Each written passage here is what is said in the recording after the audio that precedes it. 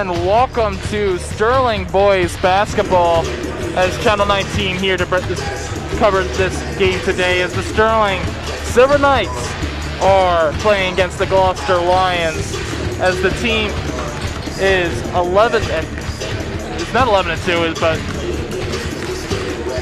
yeah, you take a look right here. We have them at being 8-3. They just lost 2 back-to-back games to PVI and Williamstown. They're 5-0 in the division though, followed by Haddonfield, who's 9-2 overall, 4-0 in divisional play. Collingswood 3-2 right behind them, followed by Haddon Township overall 5-6. Penn Heights overall 4-6, and West Deptford down at the bottom of the standings 2-8. And take a look at the Colonial Patriots standings. Paulsboro leading that 8-2. Gloucester right behind them at 7-4 overall. Of course, Gloucester losing one conference game as Woodbury right behind. Of course, that is the Coach Banniger's team that he used to play for, Woodbury. Lindenwold Lions 2-5. Audubon also 2-5, and we'll take a look at the stats here. Sterling's 8-3, and we're having some trouble with our monitor, some technical issues.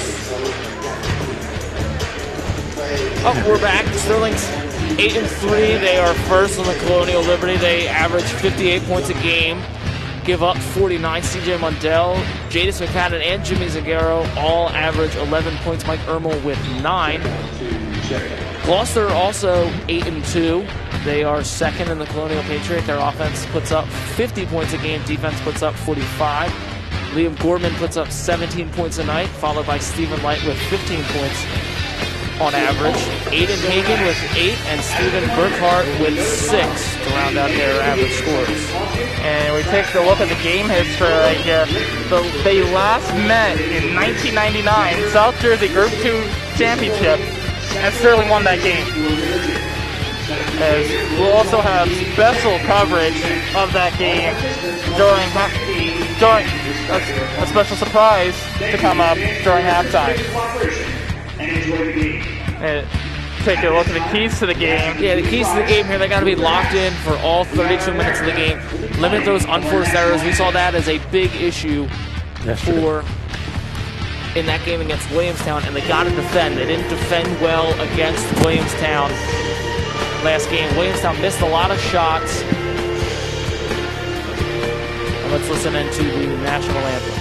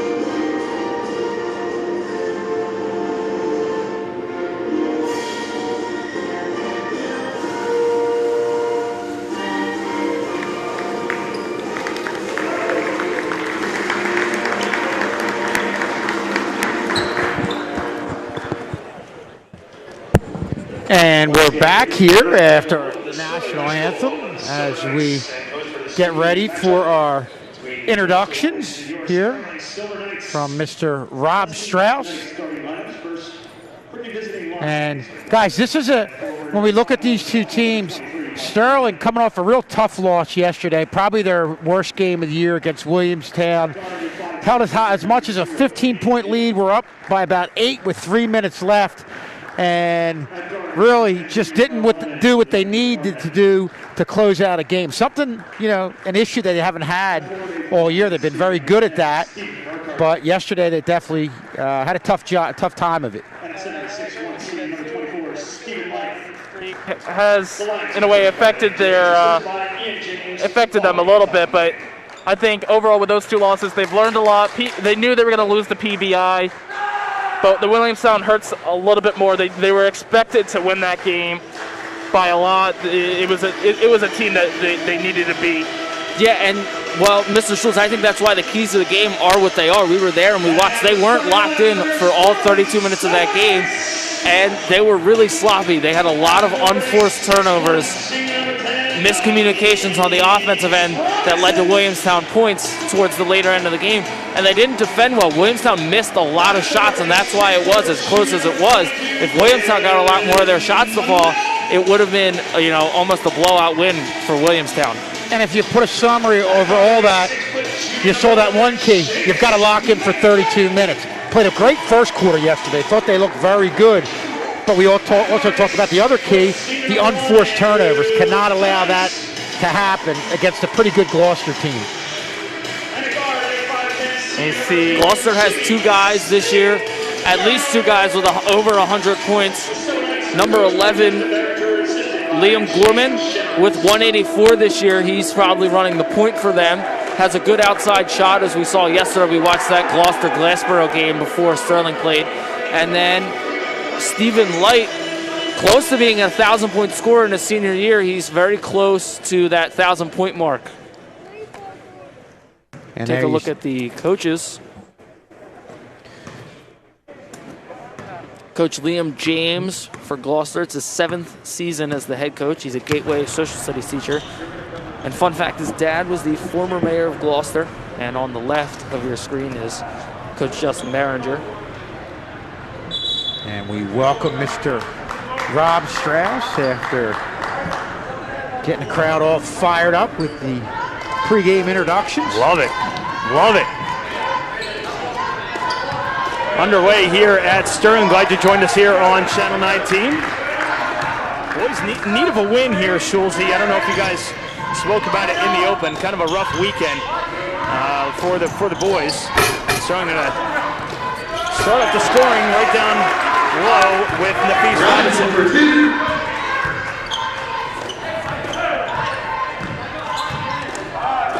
Little half press for the Sterling Silver Knights.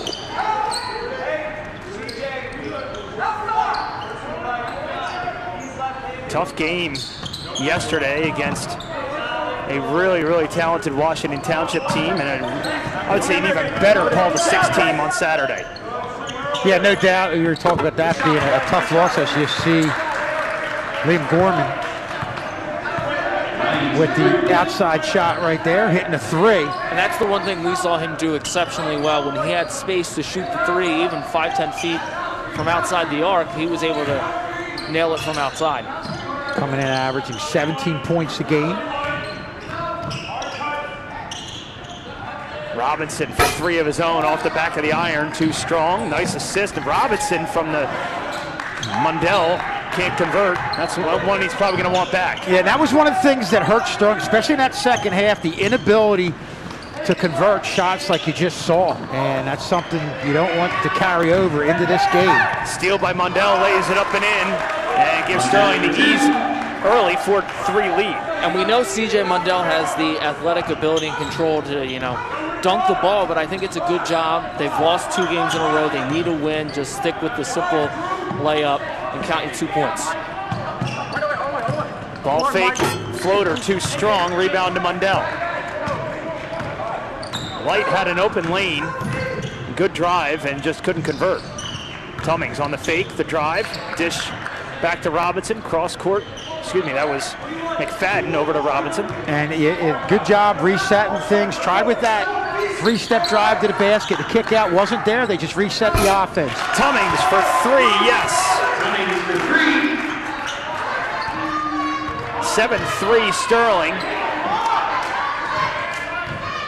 Each team with a 3-pointer from downtown. Under 5.5 remaining. Nowhere to go there. Fortunate to find Light down low, yes. Michael Light, nice baseline drive. Now that's a good job of Light getting rid of that ball before C.J. Mundell was able to come over defensively and make an impact. And a good team chemistry play there for Gloucester. Gorman gets it off to Light as he was off the double team. Tummings in and out, no good. And it stays here as it goes off of Stephen Burkhart. One more look at the three from Tummings. Zingaro turnaround jumper falls, and the senior gets his first bucket. 9-5 Sterling. Well, you have baskets from Tummings, Robinson, and Zingaro. So that's what Sterling's really predicated upon. Their offense is getting good balanced scoring, and you saw it with the point averages, all right around 10 points per game. There's about 4 of them. Euro step drive is blocked as Gorman has it swatted away. Another look at Zingaro's turnaround jumper. It's a good job with the pump fake, draws the defenders off guard, gets one of them to jump and takes advantage of it.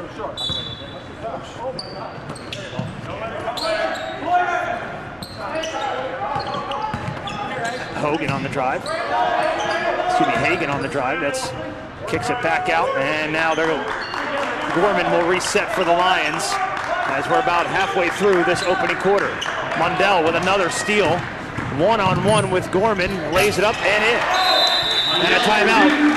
Gloucester, Sterling out to an 11-5 lead. Wow, what a job. First the steal by C.J. Mundell, and then to come up right there, pull the ball in, knowing Gorman was right on his tail, and finish. That's smart Great by body Gorman control there too, to not foul knowing he was out of position and potentially commit the foul, and then the 3-point opportunity there. Yeah. So smart play by the junior Liam Gorman. And this is how they started the game yesterday. They did a good job on the defensive end, forcing a lot of steals and getting a lot of baskets in transition. Let's see if they can keep that pace for all 4 quarters today. Yeah, you definitely want to keep it going, and this is where, you know, you have good senior leadership on this team, so you have to feel like these guys are, first off, pretty happy after a game like yesterday. You can get right back on it. You don't have a couple days to let it just settle in your gut. You can kind of erase it pretty quickly, quick turnaround. You guys got a chance to see that game yesterday and broadcast it live on Channel 19. Pressure here. Forces almost a turnover. Now it's an odd man rush the other way. Good look down low as Stephen Burkhart, the senior, gets his first bucket and narrows the gap down to 4. He goes, Stephen Light goes right down the middle lane, and this kid is one of the big parts of their offense. He's going to draw some attention. Gets to help defense and dishes it off. Zingaro, beautiful drive to the basket, gets 2, he has 4. Boy, first we saw C.J. Mundell and then Zingaro switch hands as they're driving to the basket. Really looking good and under control in those drives. Gorman coming off the screen to his left. Runs into Robinson. Forces Gloucester to back it out. Good defense here by Mundell.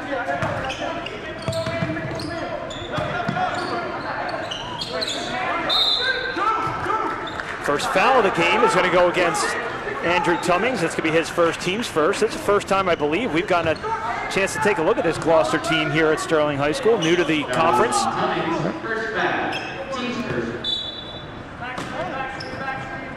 Were they here last year?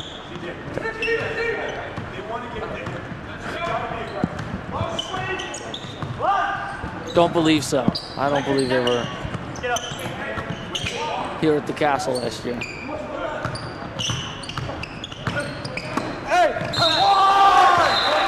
Count the basket and 1 for Stephen Light. Stephen Light going up real strong here. And Stephen Light, whose sister, Megan Light, scored 2,400 points for Gloucester, the Gloucester girls team. And Megan now is currently the softball coach at Gloucester. Her last game was against Sterling in the 1998 championship. And her sister, Molly Ann Light, was also a 1,000-point scorer. Molly Ann is now the Timber Creek coach. Her dad, Dave, is a longtime softball coach. Won a couple state championships for Gloucester, so really steeped in Gloucester tradition. A lot of these names are familiar. They've had generations of athletes competing at Gloucester. Floater too strong by Liam Gorman, and there's a whistle. Officials looking at each other. They're going to call a traveling violation.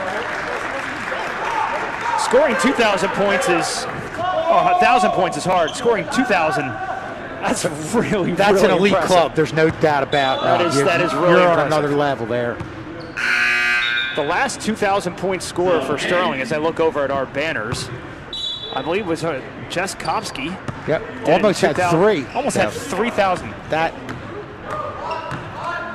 Yeah, and Mr. K tells us that she played against the Light Girls in that 1998 championship game. I believe that was early on in Jess Kopsky's career, but she was a 4-year starter. As you look at Mundell, boy, I'll tell you right, he's really doing it all here in this first quarter with great perimeter defense, driving to the basket, now hitting from the outside.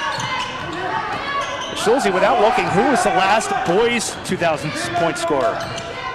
Ernest Turner. That I is believe. correct. That was right around the same time that Jess Kopsky played. Probably the best 4-year period in Sterling sports. Both in 2001. And he played, Ernest Turner played last time these two teams played in a championship game. 1810 Sterling. Basketball was a hotbed here in the late 90s, early 2000s. You got Jess Kopsky to finish her career with 9 shy of 3,000 points. And then you've got Ernest Turner, who finishes with just a shade over 2,800 points. That's ridiculous. Yeah, he went to UNLV. Yeah, they're in a league of their own. Under a minute to play in this fast-paced first quarter. Only 2 fouls, both on Sterling. Tummings and Zingaro commit the fouls. 18-10. Foul line jumper by Tummings, yes. Tough shot by Tummings there, seemed to fade away, but he gets it to go down to the top of the key. Yeah, they're really happy to have Andrew Tummings back in the lineup, out for a few games there. Looking for a foul there, not going to get it, but Stephen Light even there to clean it up. He has 5. Yeah, Light just real opportunistic down on the low post, grabs the putback. Yeah, that was good work on the boards, corralling the offensive rebound, and getting the second chance points.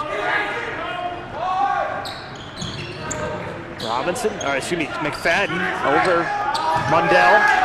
Loses track of time. They are not able to get a shot off. Not the shot selection they would have wanted there. They would probably would have wanted one more look, but they're going to take an 8-point lead into the second quarter. 20-12. Sterling will be back right after this.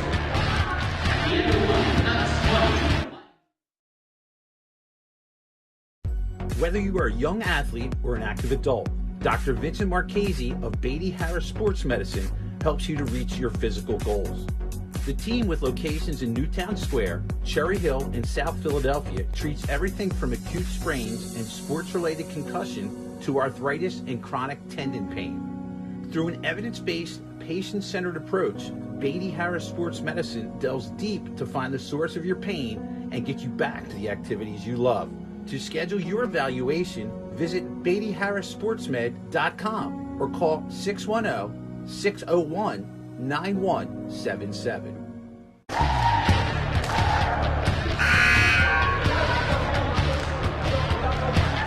And welcome back to scenic, beautiful Sterling High School. Is from the aerial shot there. Every time I look at this, I always look at the Philly skyline in the upper right-hand part of the screen. Look at Jimmy Zingaro, senior. Impressive first quarter from him. Couple of layups. 4 points for Jimmy Zingaro. Well, a good first quarter, real good first quarter, just like they had yesterday. You had great perimeter pressure, good job in the half-court game. Had balanced scoring. Now they've just got to keep it going because you've really got a similar type of opponent when you're looking at Gloucester compared to Williamstown. Zingaro comes down with the rebound right on cue. Looking to push the pace. Good look for McFadden. Can't get it to fall. Rebound into the hands of Gorman. And now Gloucester looking to push.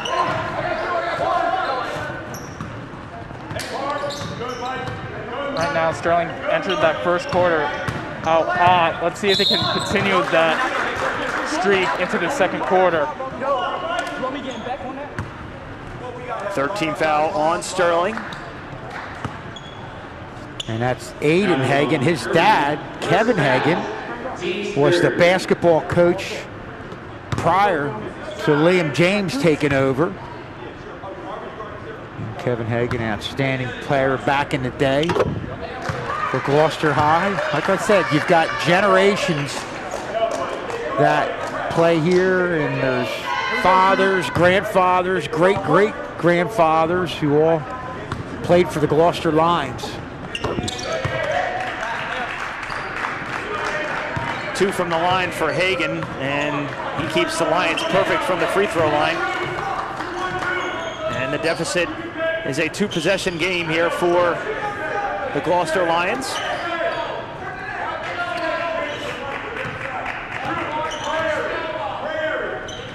No patient set this time around for Sterling. Ermel into the game for Sterling. They find Ermel in the corner. He can shoot. Rebound. Nice job there by Michael Light. Corral the rebound and breaks the press himself. Hagen, I don't think he was going to shoot that from NBA range. That was Seth Curry range. Having a 34% chance of making his three-point throws. But he'll take it. He heard you. I think I saw him look over here and he said, I'm going to prove that guy wrong over there. That was from way out. He gave me the old Michael Jordan shrug there a little bit.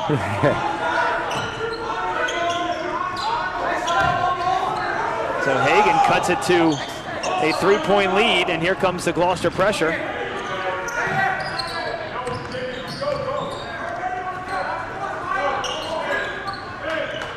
Sterling right now just trying to find someone open for a three. Mundell gets a three. Mundell with 9 points to lead all scorers. Gloucester played good defense. That was just a good shot by CJ. Yeah, and nothing fancy about that half-court set. Just quick ball movement around the perimeter. And Mundell drains it. Light barking out the play. Under 5.5 to go. Still a 6-point game. Light being pressured by Ermel. And there's going to be a foul on Ermel. He does not like the call. It's the team's 4th. And that's his second. That might have Coach Justin Barringer maybe put somebody in for Mike Ermel here with 5:22 remaining. They keep Ermel into the game.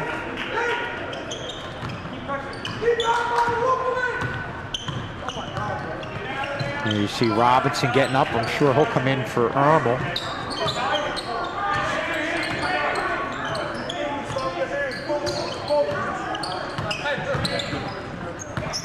Hagen on the drive, good dish, down low, in and out, and a shot from Burkhart. And here comes Zingaro and the Knights. Zingaro kicks it out, McFadden for 3, yes! First bucket for Jadis McFadden, and extends the Sterling lead to 9. Well, that's what Jimmy Zingaro does when he runs the floor, does a great job of drawing the defenders his way, kicks it out to James McFadden, and he makes it count. Aaron shot by Light into the hands of Mundell. On the rebound, hands it off to Zingaro. Under 4.5 to play, a 9-point game. And arguably one of the fastest halves I think we've ever had here. Fairly clean, not a whole lot of. On the drive, count the basket and the foul. And Ermel goes down hard. And a great look from C.J. Mundell. Boy, we hope Mike Ermel is okay. He really looks like he's in a lot of pain.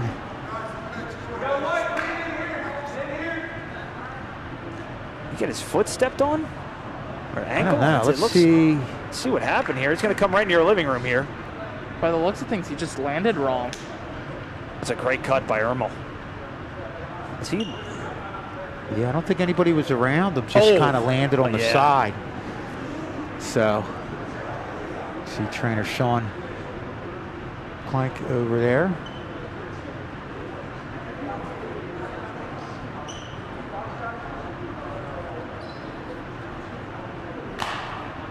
What a cut by Ermel as we look at the replay here. I mean, just an amazing cut.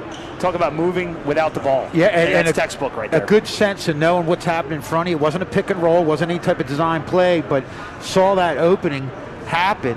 And also give kudos to C.J. Mondell for sensing he was doing that, knowing where he was, and you see him, he's going to get the ball and get it to Ermel back there. Not to mention, he also got the foul, so I don't know what they do with it in this certain situation. They will assign somebody to shoot the free throw because obviously it is a medical timeout, if you will. So Coach Behringer is going to have to send somebody out to shoot the free throw for the N1. It looks like they're going to pick Nafis Robinson. Of course, you saw Ermel wanting to ask to take it at least, and he made it. Of course, get the substitution in. Sean Clank's going to be over there taping the ankle. Mike Ermel looked a little bit better as he was putting a little bit more pressure on it as he walked to the bench. So one for Nafis Robinson on the way. And he converts for Ermel. That one's for you, Mikey.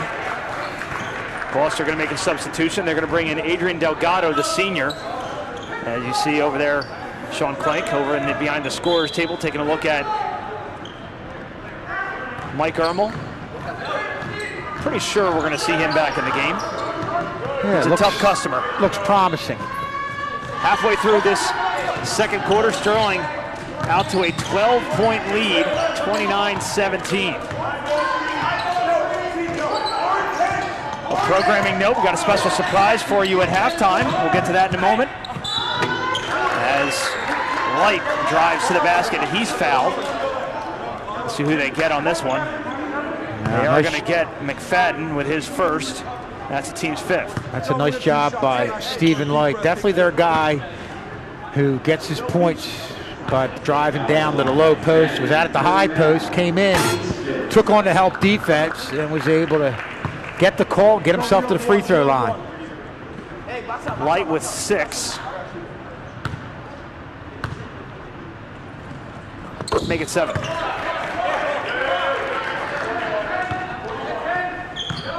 Ten-point game. It's about 3.5 remaining, and Tummings throws it away. And Zingaro goes into the scorer's table.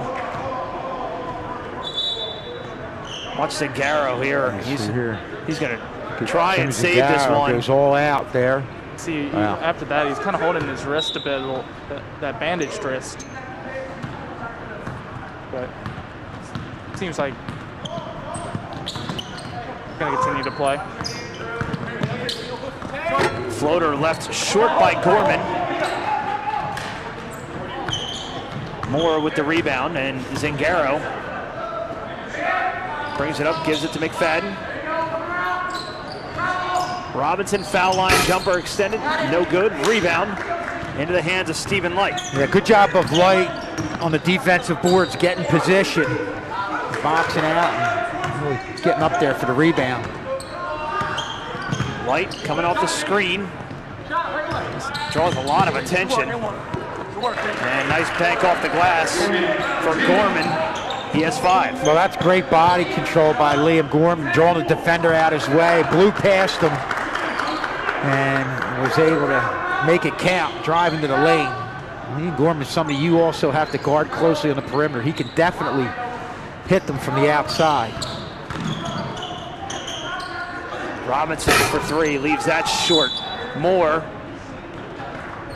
battling for the rebound. It'll be a loose ball foul against Gloucester.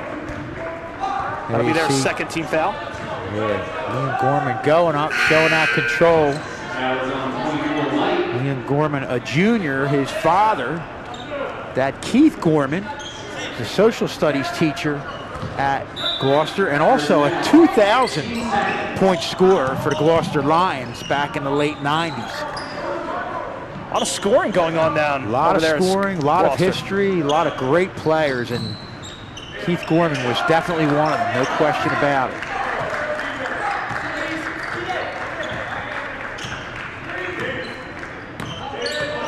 Two minutes left to go in the half. Mundell on the drive, he's triple team, then he traveled.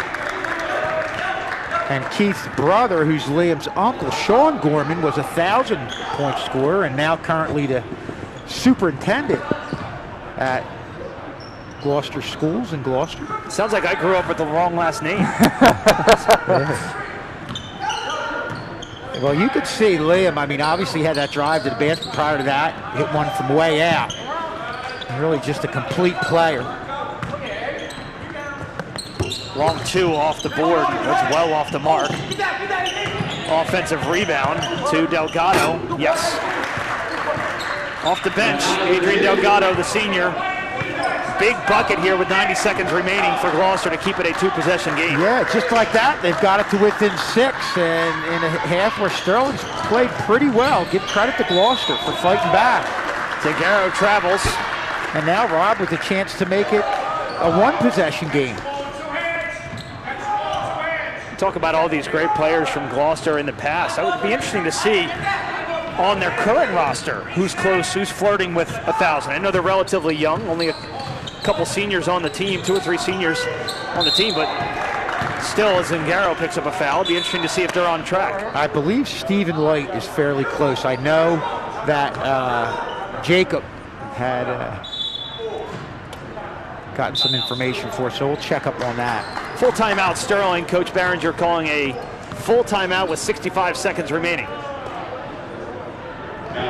Sterling High School District Athletic Hall of Fame induction 2022. The Sterling Board of Education Hall of Fame Committee invites you to nominate athletes and teams in our Athletic Hall of Fame. To be considered, each nominee must have met the following requirements. Graduated from Sterling at least 8 years ago, received a varsity letter for at least 2 years, demonstrated superior skill in the sport, exhibit exemplary leadership, sportsmanship, and behavior on and off the field, continued demonstration of the Sterling character beyond graduation. Please visit our website at www.sterling.k12.nj.us under the Athletics and Activities tab for individual and team nomination forms. Nominations are due by 2/1/22 for a fall 22 induction ceremony.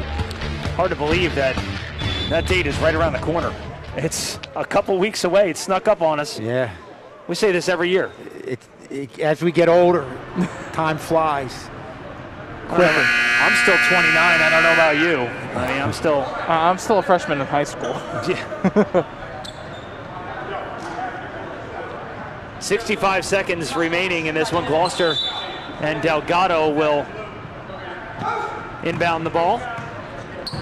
And again, as a reminder, we have a special halftime treat for you, courtesy of Mr. K. We'll divulge that for you in a moment. Zagaro loses the handle. Burkhart, turnaround jumper, doesn't fall. Rebound Mundell. Baseball pass, somehow finds Moore, who converts. Not the way you design it up, but went in nonetheless. That's a real nice job by Moore in between 2 defenders, putting it up. Good answer there by Liam Gorman, his second 3 of the night. Yeah, they're going to have to get closer to him out on the perimeter because obviously he can really hit from the outside. 15 seconds remaining in this one. Sterling going to hold for a final shot. 10 to go as Sterling moving all over the place. 5 to go. McFadden hands it off to Tummings. Tummings, jump step. Moore open for 3 at the buzzer. Yes! Count the basket. Josiah Moore, 5 points in the last minute. None bigger than that 3 right there. Yeah, just as this game started to get close, you see Josiah Moore really doing it for Sterling, as you said, Rob, finishing it with a 3-pointer at the buzzer. Unbelievable shot by Josiah Moore. Good patience. Knew he was open. Let's take one more look at it here. Watch him sneak off into the corner here. Tummings draws the attention, fires it. Another nylon for Josiah Moore. 34-26 as we head off to a break. We will also have a special preview for you right now of the 1999 championship game between Sterling and Gloucester, the last time these two teams met in the championship. Enjoy. Getting set for the South Jersey Group 2 championship game. We're here with head coach Bill Hiltner. And coach, for our viewers watching throughout Gloucester County, can you tell us a little bit about your team? Yeah, we're a nice team. We're 20-6, I believe, at the moment. For Sterling, it'll be Keith Wright at center. Jumping it up for the Lions will be Jeff Sanderson. Lions in the visiting golds, home white. Quickly taken by Turner. Inside they go, and Sterling takes the early lead. Both teams come in 20-6. Gloucester number 7, Sterling number 12. Nice play inside. It's converted nicely by McDonald. Is Hobson. Backdoor pass, alley-oop to Welsh. Great pass by Quicksell. That play was a great job. Gloucester by 1. Wright now with 4. Here's a break. Wide open McLeod. McLeod for the easy 2. Jamal McLeod. Here's McDonald. McDonald for Sanderson. Here's another break. This is Turner. Turner puts it home. He has 5. Shy for a freshman. It's about to take a jump shot. Harry Thomas in the lane into Hobson. Hobson, yes, his first 2. Really fighting through some screens down underneath. Baseline. Turner rejected by McDonald. Gets it back and puts it in. Loose underneath. Turner comes away with it. Here comes that Sterling transition again. Nice move, and Turner drains it. And Turner. So you think these guys will be around for a while? Nice McDonald reverse and puts it in. 7:20 to play first half. Nice drive to basket, but a miss. Back up with it strong and converting is McLeod, who has 6. Thomas, baseline. Easy 2, his first 2. McDonald. Don't ask me how that went in. Sterling doing a nice job. Nice post-up move by McLeod. Gloucester likes to play in transition. McDonald, nice move by you know he's going, and he puts it in. On the foul line area or baseline screens for layups. Welsh for 3. Kaboom. Comes that Gloucester transition game. Inside McDonald for the lead. Yes. Thomas. Yes. Here's Turner. Boy, Turner is so quick. He misses that, and it's put home by Wright. Welsh, 8 seconds. Welsh needles in, long. Rebound at Kogan. They might get a shot. 1. This will count, and it's good. That hurts. Pointer at the buzzer. For about 100 years and won every trophy we ever had was when it came to shooting. Easy layup there for Rambo. That's his first 2. Downed for a second by McDonald. McLeod gets it. Here they come on the break. Turner behind his back. Rambo puts it in. He has 4. That's no fault to Quicksell. Somebody just has to identify that. Banked in nicely by McDonald. So you want to do a good job of getting the ball inside. Welsh inside. No good. Tips it in. No.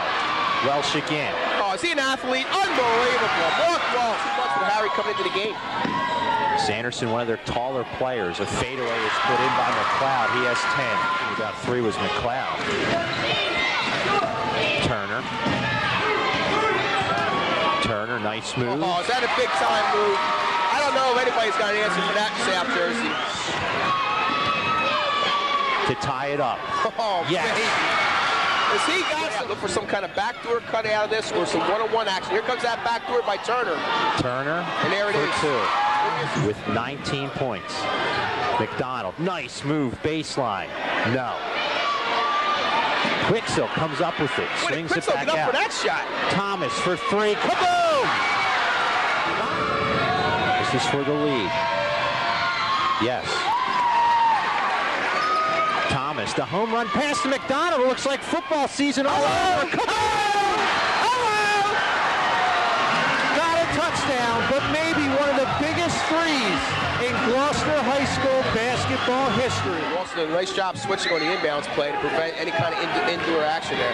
Rambo kicks it out for Wright, who shoots it and gets the shooter's roll. Tied at 45. Rambo looking to go inside. He puts up the shot, doesn't get it to fall. Nice rebound, McLeod, and gives Sterling the lead back. Good move by the official. He just kind of intimidated a little bit and settled him down. Turner inside. Nice play and a basket by McLeod. Again. Big man brings it up. This is right. Look for the charge. He dishes. Turner, what a basket. Sterling a 2-point lead. 3:08 to play in the game. Turner from the foul line. No. Fortunate rebound for Rambo. 50 to play in the game. Sterling by 6. Yeah, they're definitely pulling the ball out. Doing a nice job. Oh, what a big time rebound. Great run for Gloucester. Something to be proud of. Last 2 years in a row, they've been to the dance here. Here's a breakaway for Washington. He made it. And we'll just let you enjoy it at the final 5 seconds. For the first time since 1971, Sterling is South Jersey champ.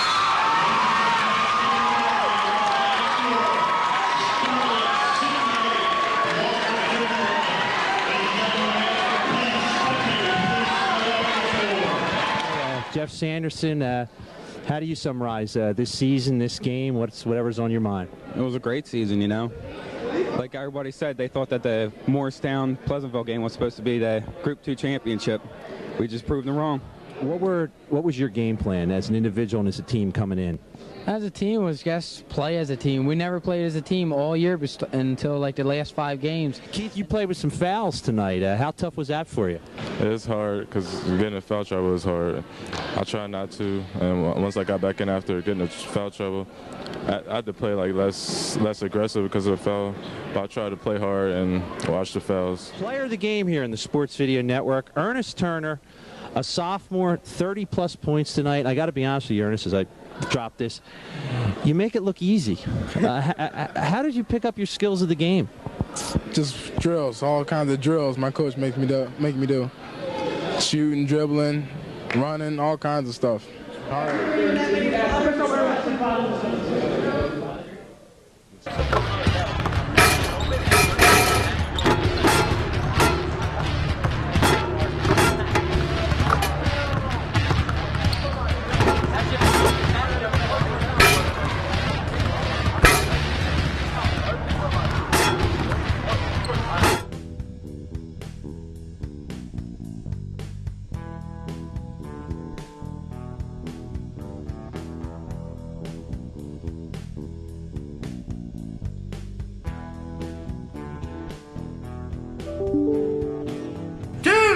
'Would you check your email? What's email? The thing that keeps making that sound! Now I know why you didn't come here for the Fires game! Open it now! 1,700 emails! Maybe you should open your emails too. You think so?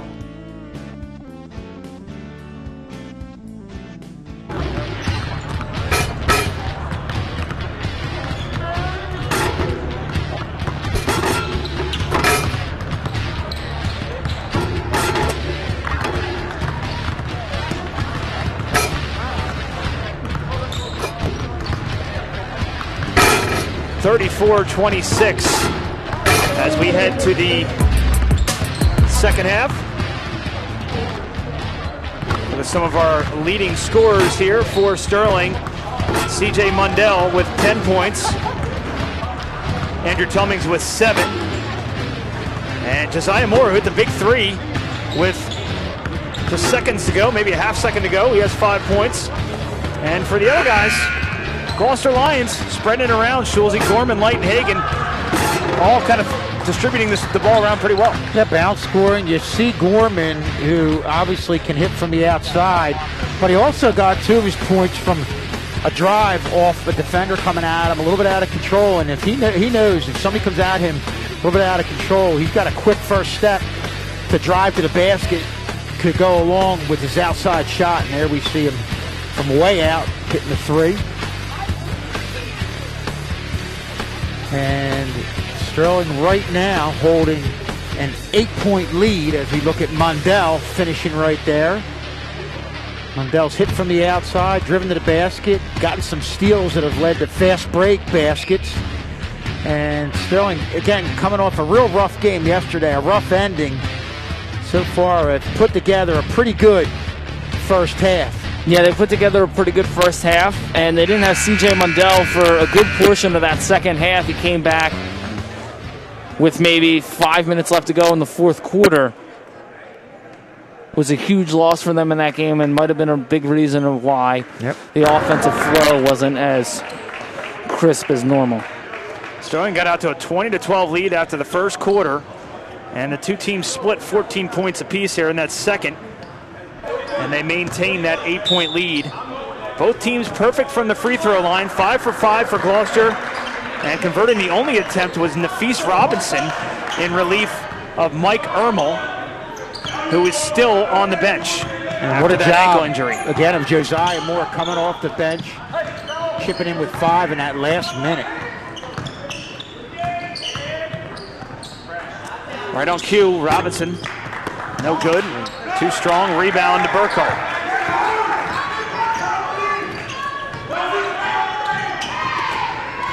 Drive by Gorman. And while Gorman's, the leading scorer for Gloucester, while I was off the air, you can hear a lot more. We don't have the headphones on. And Stephen Light, as Andrew Cummings nails a 3, Stephen Light is that vocal leader for the Lions. He's done a fantastic job of calling out all the plays, making sure the team hustles back on defense, and is the heart and soul of that Lions team.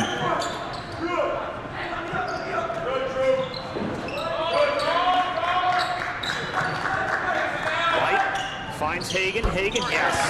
So smooth. Aiden Hagan, his second 3 of the night. He has 8. And a nice quick release by Hagan. You got Hagan and Gorman hitting from the outside, and Jacob, you talk about Stephen Gorman not afraid to drive to the low post, take on defenders, and either finish or get to the free throw line. Not afraid to be great. Yeah, he is a really nice handle that can drive him into the lane with almost at ease. And then outside, he has a really good shot from beyond the arc. As Mr. Strauss said, he's just not afraid to be great tonight. Robinson, bucket underneath. He has 5 points. Pull-up jumper, no good. Rebound. Over to Robinson. Yeah, you can't discount the contributions offensively from Robinson tonight and Josiah Moore. Yeah, especially when you get a guy, usually in your starting 5 like Mike Ermel that goes down, a big piece in this offense. Having guys to step up on the bench. 3-second violation in the lane. They're going to bring back in Delgado for the Lions. Yeah, you saw in that replay, Robinson going up and over a pretty good defender in Stephen Light down in the low post. And we talk about how Stephen Light was the heart and soul for the Lions. I hear a lot of Jimmy Zingaro, calling the plays and running the offense for the Knights. So it's been a lot of them talking back and forth, especially throughout that second quarter. Nice dribble, drive, spin move, put on the spin cycle for Stephen Light. That's 9 points for Light. And that's against a pretty good defender in Jimmy Zingaro. Just a great play by Stephen Light, and just shows you why he's such a force down in the low post. Yeah, he knows he has the size advantage and puts a bit of a spin cycle there on Jimmy Zingaro. And McFadden forces a timeout, Gloucester, as the lead is back out to 10, 5:05 remaining here in the third quarter. And that's a tough shot from McFadden, as you just saw right there. And he looked right at the official, wanted a foul call. Taking a look at this right here. You see, it just takes one step, gets the defender going the other way. But guys, I really like the way Sterling's responding. You had a couple baskets, the outside shot from Hagan. They got a little closer, Gloucester did, and Sterling came right back, first with Robinson, then with Jadis McFadden, to maintain that 10-point lead. Yeah, and that's just guys stepping up, and we talk about it all the time. This boys team is so balanced. They have so many options to go to. And they have a lot of depth coming off the bench, as we've seen in this game with Mike Ermel going down. Robinson and Moore have done a phenomenal job off the bench. Gloucester controls out of the timeout, trailing this one by 10, 5 minutes remaining in the third. Hagan in some trouble, and he throws it away. Zingaro waiting for help. McFadden, Mundell, Zingaro, Tummings, and Robinson on the court for Sterling. Yeah, pulled it out, running her half-court set, playing like they want to play with a 10-point lead here midway through the third. Nice look. Unbelievable. DeFeast Robinson having himself a night. Got in the starting lineup tonight. 7 points for the senior. Yeah, another nice dish off there by C.J. Mundell, down in the low post in a tight area. Mr. Schultz, nice is an understatement. Take a look at this. Draws the defense and a no-look pass right on the money to Robinson underneath the basket, who does the good job of converting at the rim. And he had the ball down close to his knees, just flipped it over. Great sense of knowing everybody that's around him on that drive by C.J. Mundell, and Robinson also doing a nice job finishing. Second personal foul against C.J. Mundell. It's the team's first. Circus shot drops for Stephen Light, the senior, and one. And we've seen Light first. Zingaro on that one drive was doing a real good job defending. Then you see Robinson up high, had good position, and wow, did a little bit of a dipsy doodle Light did there to finish. Yeah, I don't know that I would call it a dipsy doodle, but he does a good job of controlling himself midair and goes up and around Robinson, fights through the contact, and gets the and one to fall. I like the dipsy doodle. I thought I'm going to go with it. I'm not gonna great body control with the dipsy doodle. I don't know that I would call it a dipsy doodle because I'm going to give you all the credit for that one. Yeah, we'll argue about it post game. Patent pending on that one. Yeah. Talking about giving credit, I want to give credit to Brian McClernand. He doesn't get a lot of shout-outs for doing the above head camera that's in the gym, so thank you to Brian. That's right. All these tech guys do an outstanding job. You see Sheree to our right, Nick Rattano behind the basket. Timeout Sterling, 3:25 remaining in a 9-point Sterling lead. And you've got the 9-point lead, but you just get the feeling that this is a Gloucester team that's not going to go away, and Sterling really has to maintain the level play both defensively and offensively tonight. Yeah, they got to do. Here's Keith Gorman, his wife there, coming on watching the game. Of course, we said Keith Gorman he's the father of Liam Gorman. Keith is a former player at Sterling, a 2,000-point scorer, and a history teacher, social studies teacher at Gloucester High School. As we said, his brother, Sean Gorman, is the superintendent of Gloucester Schools and was a 1,000-point scorer. Just a great tradition there at Gloucester. And again, it's a lineage where you have families who just in generations who we just see popping up. This would be a good question for Coach Kate McDonald. What's it like to have your kids go to where you went to high school and have their own experiences? And it's got to be very special for the Gorman family. Sure. Was Paul the Sixth an option for your kids at all, or no? No, I think they wanted to come here. All their friends were here. So. Smart choice. Yeah. I think they're doing okay. Yeah. Hey, I want to give your son a big shout out as well. Eric did a phenomenal job with the lights on Hiawatha and all the stuff that he did, raising the money and the funds and for the American Welfare Association. Betty White would be proud. Yeah. Did a phenomenal job. Thank you very much. Kudos. We're proud of him.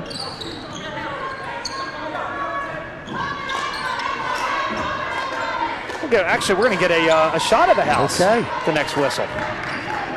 And what can't be outdone is the job you did and the kids did with the Toys for Tots, breaking a record each year. And that's a community thing. That's unbelievable. The community was in the outpouring of support that we get for that. And one. Tummings count the basket and the foul as we take a break from our public service announcement to bring you some basketball action. And you see Tummings right here. I think the best part, as you look at Tummings' finish, he's been phenomenal here. finishing. He's made a few outside shots, driven to the basket, played great D. Is after having a tough game tonight, guys, you're getting contributions from everybody, even the bench. It's a complete effort right now that you're getting from Sterling. And that's the type of bounce-back win that you want to have. You don't want to go out and have one player, score 30 points and win the game by 5. You want a complete game where all of your guys are going out and having a good quality game. Gloucester basketball, of course, 2:10 remaining in this one. Sterling had a lead going into the fourth last night that evaporated. So still, this, and I think you said this, Kevin, that this is a team that's not going to go away. As good as they can shoot from outside, they are not going to go away. We watched a little bit of this Gloucester game yesterday, and these guys are competitive until the final whistle. They won against Glassboro in their last game 52-50, and they'll play West Deptford next. So another familiar team. 10 for Liam Gorman, the junior, as we're under 2 minutes remaining here in the third. And Gorman just sensed there was a defensive lapse or an opening. Gorman, nice play by Gorman, but Sterling's got to defend that better.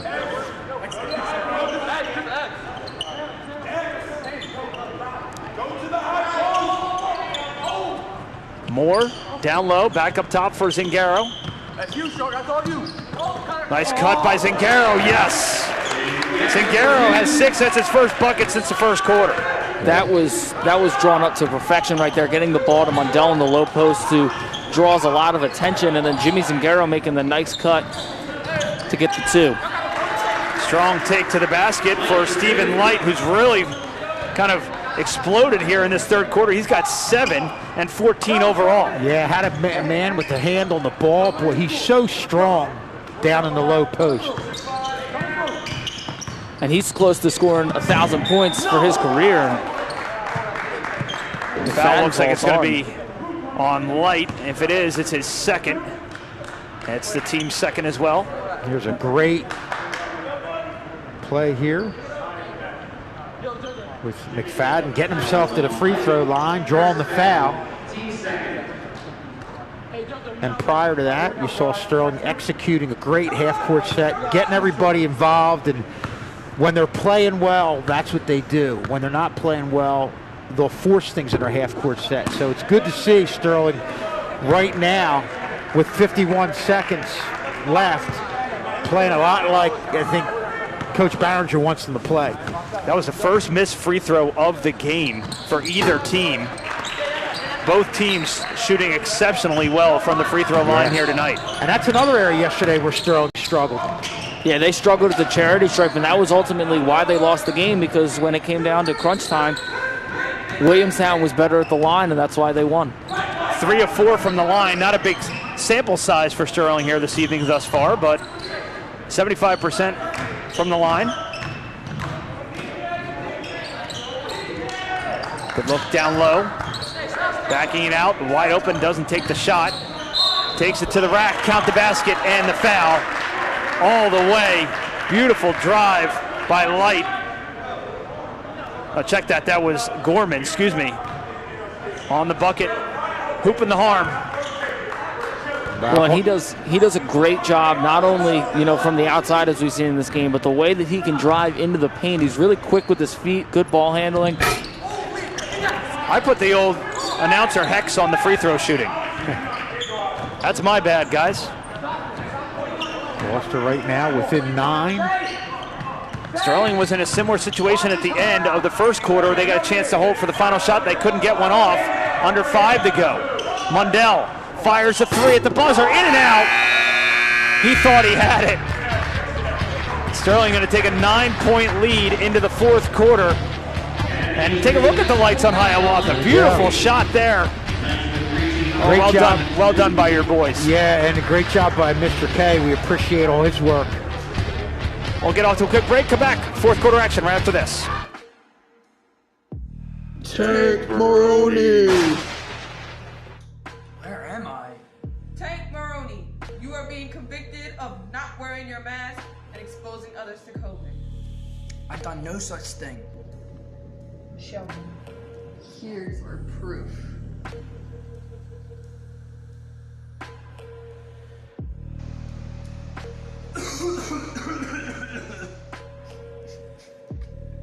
Please,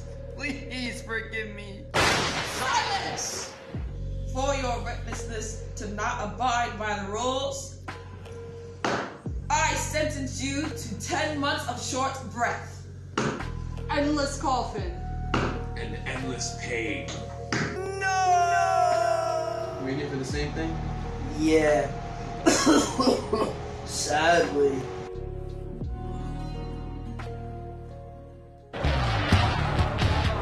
One more look at the lights on Hiawatha. Welcome back to Sterling High School. Susie, how many lights are there here? And where do you put all this stuff? Well, that's what we're struggling with this year. Yeah, I don't know the exact number on the lights, but we'll work on it. But yeah, it's we had enough room last year, but now we've got more. So that's another one. I'm going to make more room. I have to make a shed, I think. And now you got the hockey rink up, so down go the lights, up come the boards. That's right, from one thing to another. On to the next. That must be nice to play some ice hockey at night. Always fun. No question about it. You saw Coach Barringer really didn't like the way his team defended towards the end of that third quarter. Boy, he really let them have it. Yeah, he was animated. Swatted away by Mundell. Return to sender as Stephen Burkhart on the drive. And a timeout, Sterling. So obviously Sterling defense turns it up after Coach Barringer let him have it. You know it's coach is not happy when we can hear it through our headset at intermission. And he's been out there really hammering home and attention to details. You look at our next game, it's going to be tomorrow. It's going to be your next match, a wrestling match.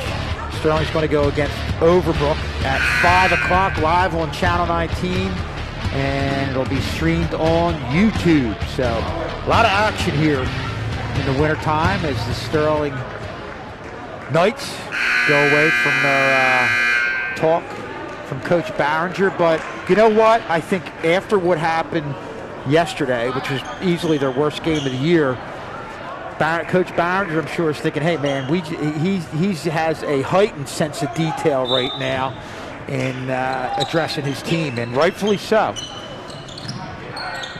Gloucester inbound, Zingaro picks it off, and he's fouled in the backcourt. Looks like that's going to go against Michael Light, and it does. And for Michael Light, that's his second, team's third.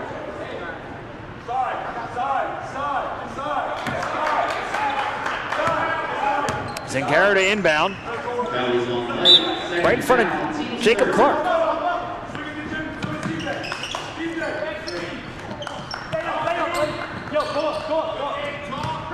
Moore done an incredible job off the bench, and I think the highlight, obviously, for him hitting the three at the buzzer at the end of the first half. Of course, Mundell almost thought he got one too during the end of that third quarter. Makes up for the missed opportunity where they just held on to the ball in the last waning moments of that first quarter. Lost track of the clock there.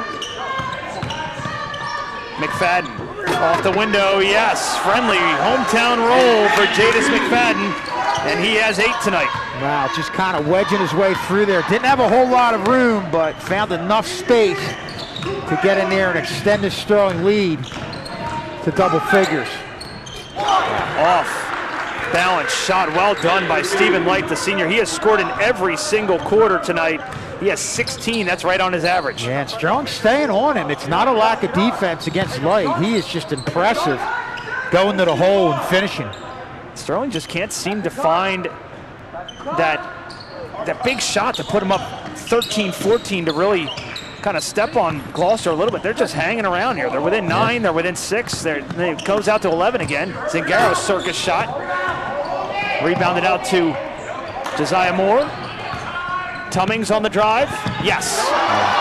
Good trip to the basket for Tummings. He has 15. Wow, that's a big play there by Andrew Tummings. He's been coming up with big baskets throughout this game. Sterling bench looking livid after that one. It looked like they were looking for the foul too. Foul away from the ball against Gloucester. Coaching staff doesn't like it, but they're going to lose that argument.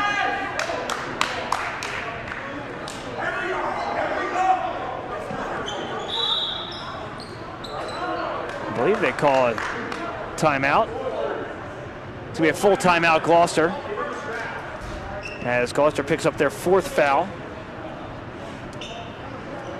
And we look at Sterling Knights. Good crowd on hand here to watch this game. Gloucester always brings a good crowd. There you see, look at Kevin Hagan, the former coach. His son Aiden Hagan is on the Gloucester roster. He was the coach prior to Liam James taking over as head coach. Speaking of Aiden Hagan, he picked up that foul away from the ball. That's his first, team's 4th. So it's still an 11-point lead. Not comfortable by any stretch of imagination for really anybody here. This is an excellent play. Sterling lost to Williamstown yesterday. I feel like Gloucester is a much better team than Williamstown with the way they're staying in this game. Sterling's playing well, but Gloucester is just keeping himself in it. They have the ability to hit from the outside. And, you look at this lead, it could shrink in a hurry with their ability to score. First with Light going to the hole, and also with the way Gloucester can shoot from the outside with Liam Gorman and Hagan. Some press now and a timeout, Sterling, as a turnover was looming. It was a wise timeout by Coach Behringer. And our next TV game will be Wednesday, January 19th, as Sterling wrestling team will take on Overbrook. That game will be live on Channel 19 and of course on YouTube.com/SterlingTV19. I'm pretty sure Schulz will be there to cover that and announce that game for us too. Yep, we'll be there tomorrow night, and hopefully we have a full roster. And that's one area where Sterling wrestling has struggled, is having everybody on board. And obviously there's been COVID restrictions as we look at our crowd on hand here tonight. And those guys in the wrestling team are just battling through it.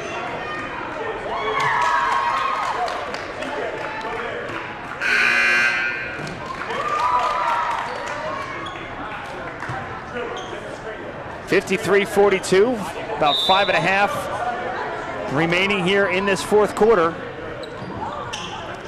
Been a really, really good game. Entertaining.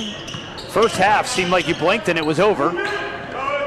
This half a little bit more methodical. Moore tracks down what would have been a loose ball. Cross court pass to Mundell, wide open for 3. Leaves that one short. Rebound in the hands of Stephen Light. Very unusual for Mundell. He has a 44% average on shooting threes. Light is fouled. Mundell doesn't like the call. He's being restrained by Tummings. Mundell's also got to be very careful what he's doing right now. He's, as you said, he's on 3 fouls, and you can see himself quite easily if he's going to argue with the ref. Great job by Light, using his body to draw the foul against C.J. Mundell, who is an excellent defender down in the low post. One more on the way for Stephen Light. Rattles around and out. Blank trip to the line for Stephen Light. That would have cut the deficit to single digits. Moore. McFadden, Tummings thought about the 3 and then backs it out. He's double teamed. Way back out for Zingaro. Had the open look. Sterling did a good job having Gloucester chasing a little bit. Tummings was wide open, but good job to reset things with the 11-point lead here with 4.5 minutes remaining. Good hustle by Zingaro to keep it alive. That's a second good piece of hustle we've seen from Zingaro tonight. Yeah, he's a guy who will dive all over the floor, do what he has to do. You see what the strategy is here for Sterling. They're in no rush to take a shot. Yeah, this is a great half-court set right here. The old 4 corners almost. Yeah. And now Gloucester forced to foul. Gorman commits the foul, his first, team's 5th. And Gloucester, obviously, with fouls to give, is going to force Sterling inbound here. Well, I think Gloucester's going to probably try and foul them early, try to go to the free throw line as maybe a little soon as possible. But Sterling is deadly at the free throw line. They have that attacking trap. I know we've seen in this conference Haddonfield execute that to perfection and get themselves in games, but Sterling really doing a good job keeping their composure and finding everybody on the floor.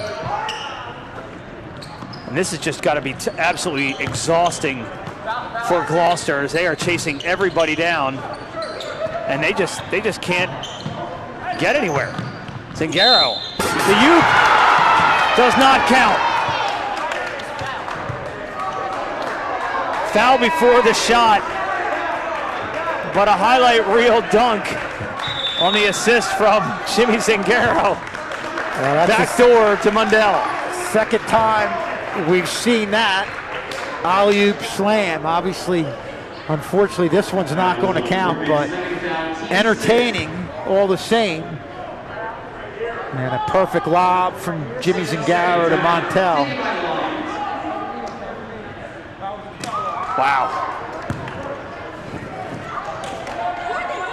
Another look at it here. Look at Mundell just sneak in. And nobody on him. All Aiden Hayden could do was just watch and duck. And energize the bench. But guys, I think what really needs to be highlighted there is the job they did in just having Gloucester chase and taking time off the clock, probably for about a minute and a half. That's as well as we've seen them do that with the lead here. And it's really wearing down the Gloucester defense, and I think if they do end up getting, Gloucester does end up going up court and all, as he whoops himself up. Mundell, a high energy player, having some fun with the official down there. So Sterling inbound, 3:20 remaining. They lead this one by 11. Go backcourt, almost a turnover. Zingaro, they're just going to go back, wash, rinse, repeat here for Sterling. And they're going to force the foul. Michael Light picks up his third. And now it's a 1-on-1 situation, team 7th. And Sterling overall as a team, 65% on making free throws this season so far. And they've been much better tonight than last night. No question about it. Josiah Moore to the line. First trip to the free throw line tonight is good. He's doing it all tonight, coming up in a big spot here off the bench. The senior averaging 68% from the line, right on his average of 5 points a game. He has 6. He can make it 7 with a made free throw attempt here. Well, of course, Sterling against Williamstown had 11 attempts at free throws, only made 2, so a big difference from the last game, and of course now to today. Sterling 5 of 6 from the line today. They're going to have to maintain that down the stretch, count the basket and the foul for Liam Gorman, who has also scored in every single quarter here this evening. Yeah, I don't think you can count this Gloucester team out. You see Gorman just showing great body control, driving to the hole and finishing, and giving himself a chance for the old-fashioned three-point opportunity. First foul, team 6. Gorman converts and quietly has 15 points tonight. This game is going to be about Sterling finishing it out from the free throw line, because they're going to definitely have that opportunity. And McFadden goes to the ground hard and forces the turnover. McFadden still down.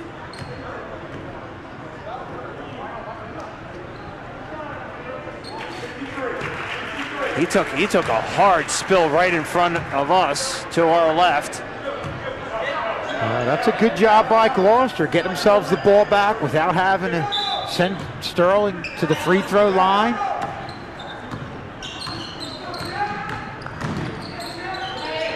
Hagan drives, leaves it short into the hands of McFadden on the rebound. Mundell controls, gives it back to Zingaro, and they cross the half-court stripe, and back they go to play keep away. Moore, and they foul Josiah Moore. Does Aiden Hagan. That'll be his second, team's 8th, so a 1-on-1 situation here. Force Josiah Moore, the senior, to earn it from the free throw line. Perfect at his last attempt just a few moments ago.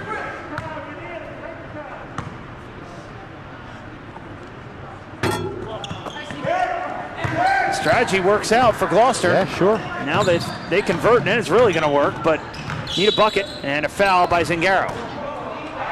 Yeah, and Zingaro himself is just confused on how is that a foul.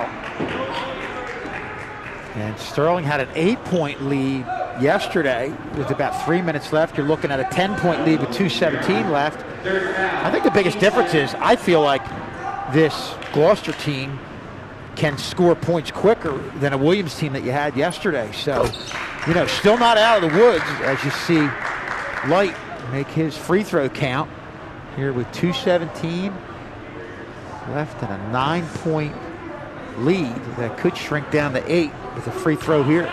Zingaro getting an explanation of the foul. 1 of 2 at the line, but they get the offensive rebound. Does Gloucester? 3 on the way is good by Hagan. That's his 3rd 3 of the night. He has 11. Well, kicked it out, and obviously Hagan and Gorman are their outside shooters, and he buried it. Obvious foul there as Gorman a little too aggressive on Mundell.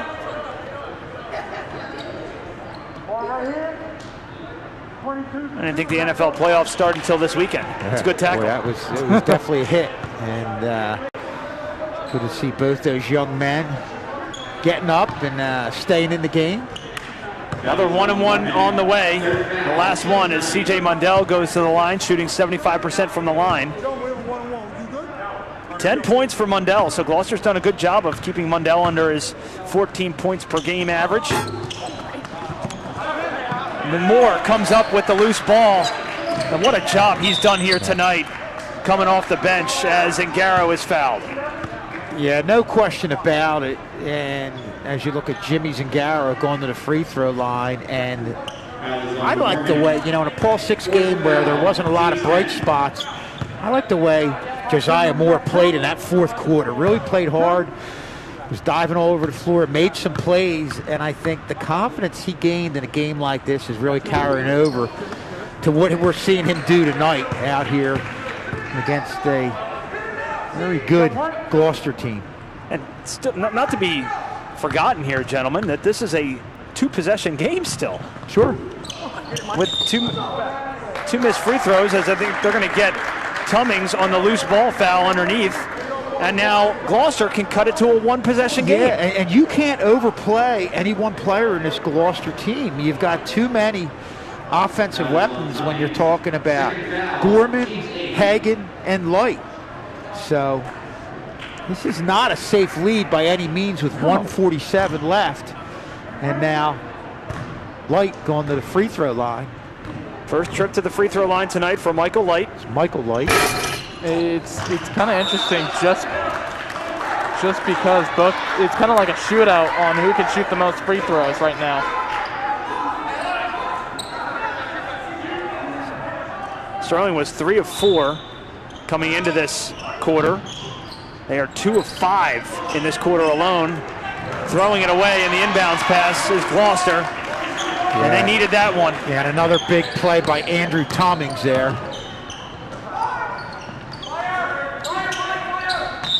They foul Andrew Tummings, who has 15 points tonight, trying to make it 17 and close this one out with 95 seconds remaining. It's hard to close this team out. This is a gritty Gloucester team tonight. No doubt. I mean, they defend, you know, with a couple minutes. They had the foul, puts her on the free throw line, and then follow that up with getting a steal and then converting on the other end. So they're giving Sterling all they can handle. Big conversion there from the senior to make it a 3-possession game. Of course, Sterling's, the boys basketball team, next game will be the 21st, which will be I believe a Friday. Whereas they're going to play at home against Clearview on Channel 19, of course. Hagan, floater, leaves it short. Mundell with the rebound. Battling for the rebound, and now it's going to be a foul the other way. Mundell will go and shoot 2. And then prior to this, you saw Tummings coming up with the block. Boy, he's done an outstanding job, and I'm sure after being out a few games, probably takes a few games to really get into a rhythm, but he's been a big part of this Sterling team right now, having an 8-point lead. And you just hope they're able to finish it out as C.J. Mundell goes to the free throw line. Hagan picks up his 3rd. Gloucester's now over the limit, so it'll be 2 from here on out for Sterling. 18 fouls for Sterling as Mundell converts the first. Quiet night for C.J. Mundell. Came out 7 points in the first. Had a 3 in the second, and that's his first point in this second half. Make it his second.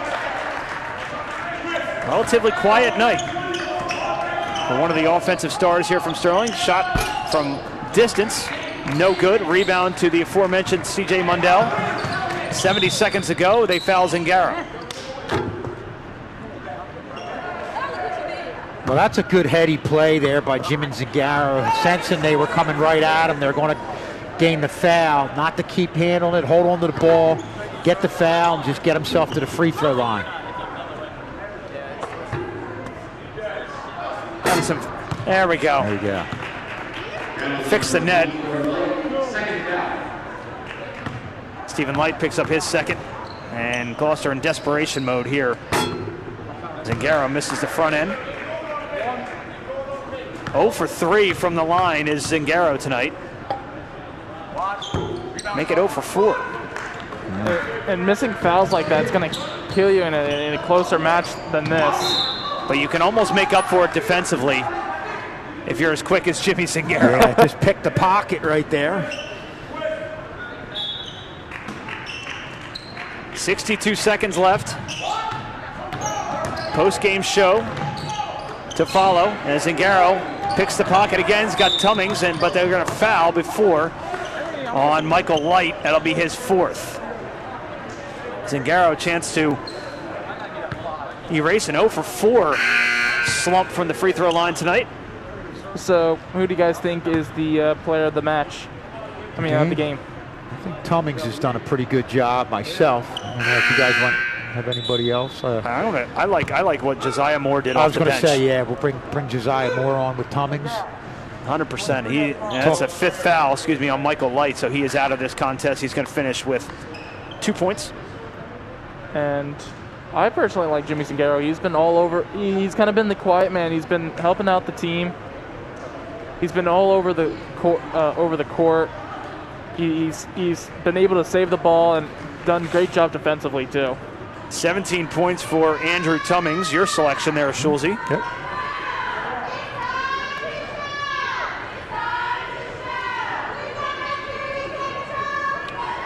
But Sterling en route to a much-needed victory here in this one after a tough set of back-to-back losses.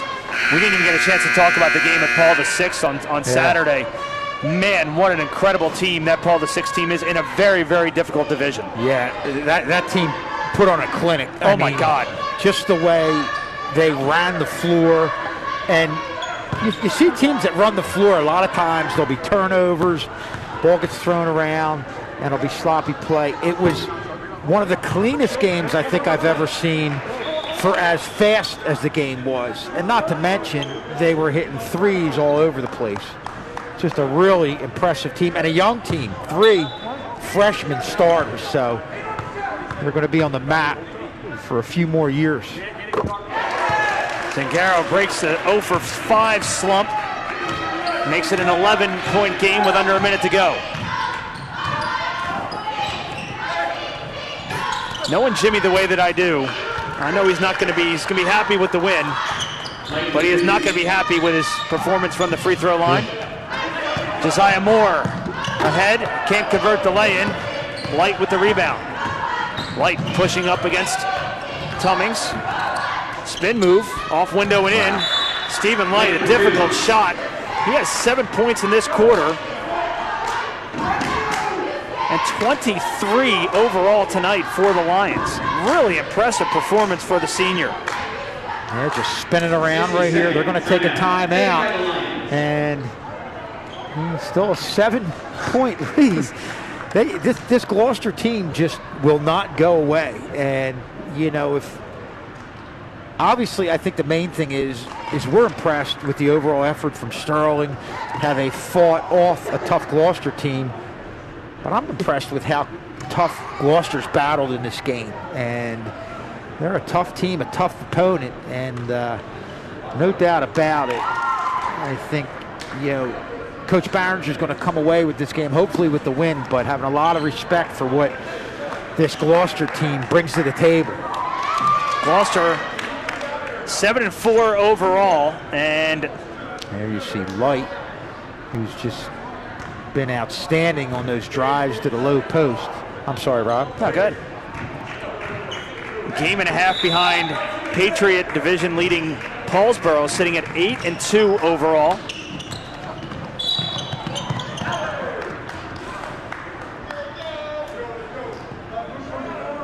Gloucester comes in averaging 50 points a game, allowing 45.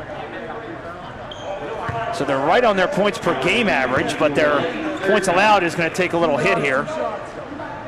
As McFadden is fouled, he'll go to the line.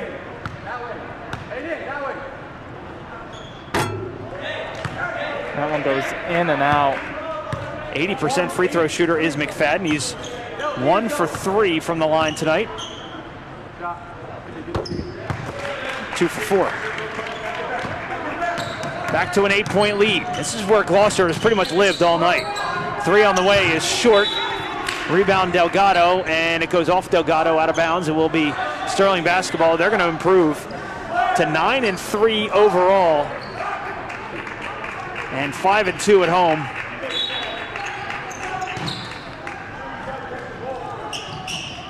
As the seconds tick away here.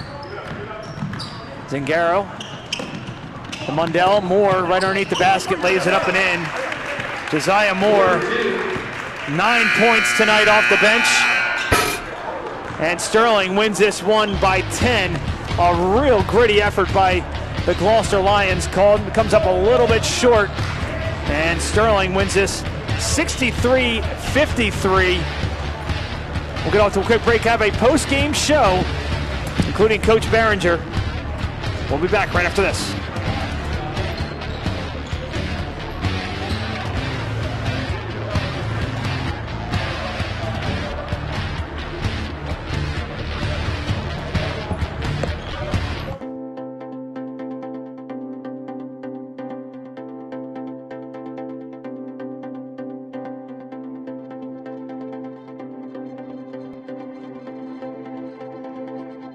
Then you should adjust your seat or mess with the radio before driving.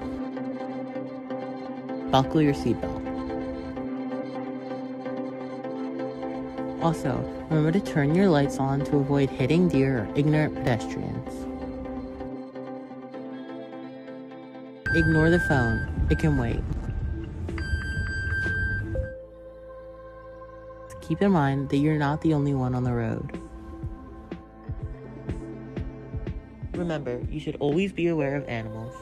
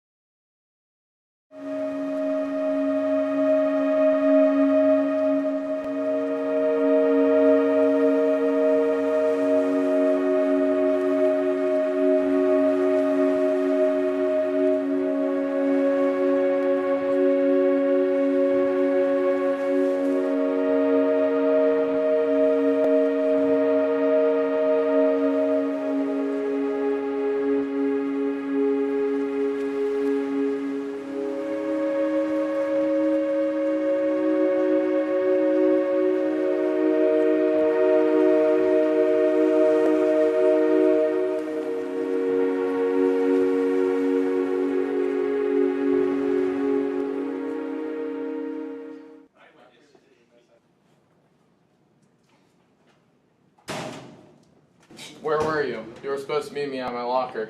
I had to get my books. Let's go. Where are we going? Don't worry about it.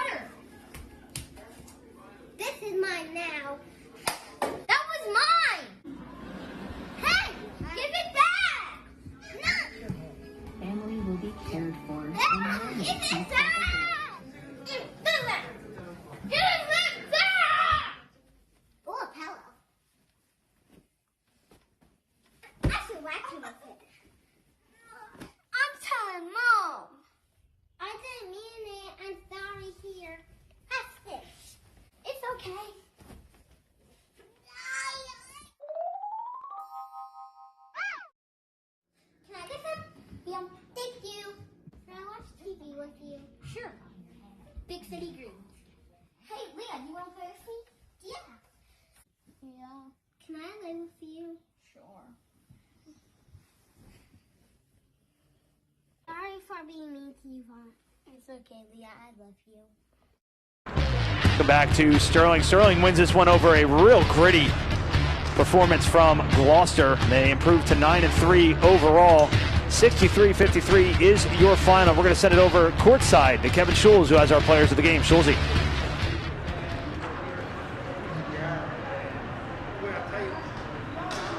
Scheduling guys for having a quick turnaround after probably your team's worst loss. Yeah, it's Williamstown. Talk a little bit about that, Jim, and what your team was able to do. Yeah, it's been a long couple of days. I think we had 4 or 5 games with no practices. So like we have constant games. So I mean, today it was good to close out this like long stretch of games with a win, especially coming off that bad loss yesterday. But you know, it was a good game. And a gritty effort. And I think first off, you guys played a complete game. But talk about how everybody had contributions in this game at key points. I think that's what you're going to see from us every single game. I don't think we have a main scorer. I don't think we have anyone that can just does it all for us. So I think that's everybody giving different contributions, and that's what makes our team great this year. So yeah. And one last thing that had to please, I know Coach Barringer, I know he was on you guys pretty good, was how you guys, with about from 4.5 minutes left to about 3 minutes, moved the ball around and just took time off the clock. Was that a concerted effort that Coach talked about, or was it something you guys wanted to do and you had Gloucester chasing? I mean, he definitely stresses it, but I think that comes a lot on us. We have willing passers on our team. We don't have a lot of selfish players. We play for each other and not as one. We play for all 5 of us. So you know, that's what makes us great, and that's why we were so easy. It was so easy for us to move the ball and just waste the time. Yeah, just a gritty effort, and Jimmy, boy, we appreciate your hustle. Great job diving all over the floor. Thanks for coming on with us, pal. Okay. Have a good one. All right. And Josiah Moore coming in here. Boy, I'll tell you what, Josiah, you seem to really play with a lot of confidence, especially in the last couple games. What's been the difference? Yeah, basically, I just have to step up. You know, we have to have a lot of players on the bench to get some people breaks, you know. So I like to play my role, and when I'm out there, you can't play scared when you're out there on the floor. So you got to do what you have to do.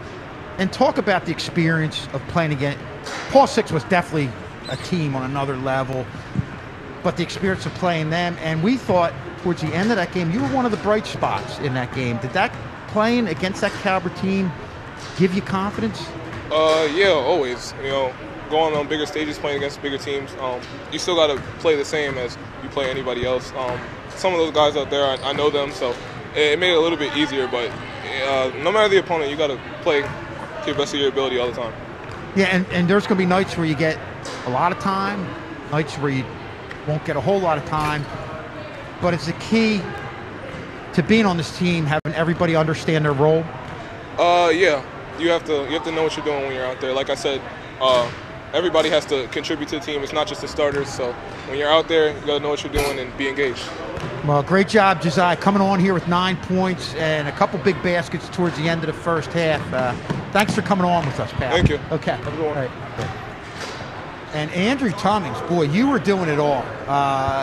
Coming away with the game high 17 points. You just look like, and I think I could say this about Jimmy and the seniors, that you weren't going to let each other down after a rough game yesterday. Talk a little bit about that. You know, after taking a loss like that. Just make sure you're talking in there. There you go. Yeah, after taking a loss like that, you know, we just got to bounce back. We talked to each other a lot after that loss, and we kind of knew what we had to do coming into this game. I felt like I had to be more aggressive personally, so I just talked to my guys, figured out what we had to do. We patched it up real quick. And Andrew, obviously you were out for a few games. We're going to watch here what you were able to do there. Walk us through some of this here. Well, I'm coming down the court. You know, actually, hold on. I'll go with this one. I got you a little late. Yeah, he closed out a little flat-footed, you feel me? So I just figured I had to blow by. Like I said, I was thinking about being aggressive. So once I seen he closed out like that, I knew what I had to do, just blow by him, get to the basket, try to finish my lane. That's what I did. And it looks like you're doing a good job, and to what you're saying and what we saw, playing off what the defender's giving you.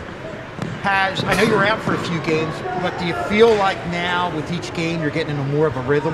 Yeah, me and Behringer talked about that a lot. He was just trying to tell me, you know, I got to get back into the groove and things and not try and rush everything. So once I came out here, I had a couple games to get back. I knew what I had to do, and that's what I tried my best to get at.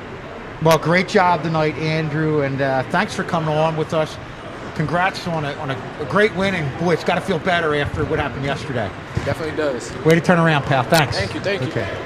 And we're going to have Jacob come out and talk to Coach Barron here. Hey, Coach. Thank you, Mr. Schulz. Good luck to you, man. I like you. You're a good player, man. Well done. And Coach, after the two tough losses to PVI and I can't hear you. After the two tough losses to PVI and Williamstown, got to feel good to come back and get a bounce-back win. Absolutely. You know, we fixed some things. Why are they so excited? You know, it does, because we knew mentally this would be a tough win for us to be able to really solidify. Right? Are we going to put pressure on ourselves? Are we going to do the right things? And, you know, the guys did it, and we came out and got a victory. And Gloucester seemed to have a really good attack on the outside as well as down low in the low post. How did you game plan around them being good in multiple areas on the offensive end? Well, one of the things is early, we wanted to make sure that we hedge hard for number 11, who he looks to deny screens. He's pretty good off the ball screen, and then if you go under, he can shoot pretty well.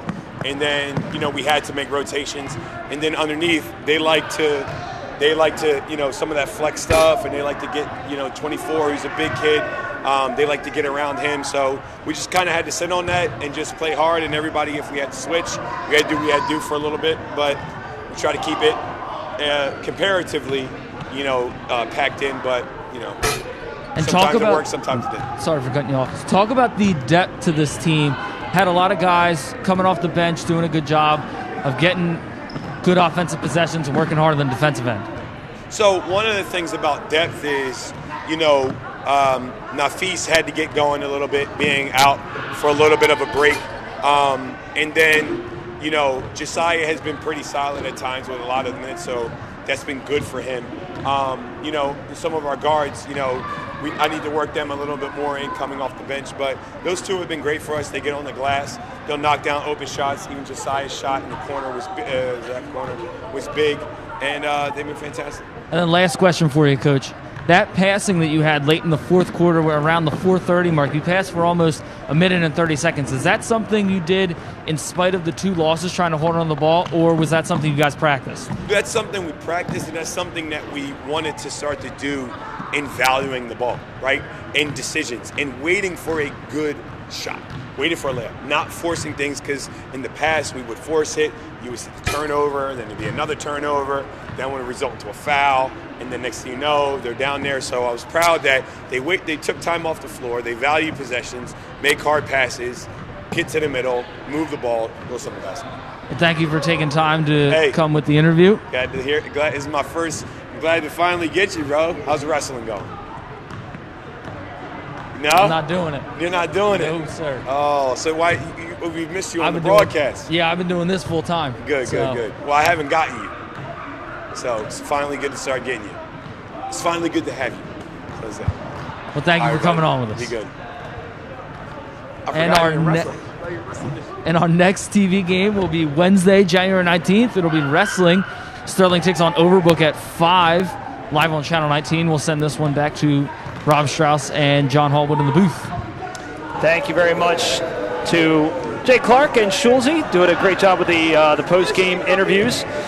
As Jake mentioned, Wednesday, or it's tomorrow actually, wrestling against Overbrook. We also have Thursday girls basketball taking on Gateway. That'll be right here at the Castle 5:30, and then the boys basketball team back here in action on Friday against Clearview. So Sterling wins this one 63-53.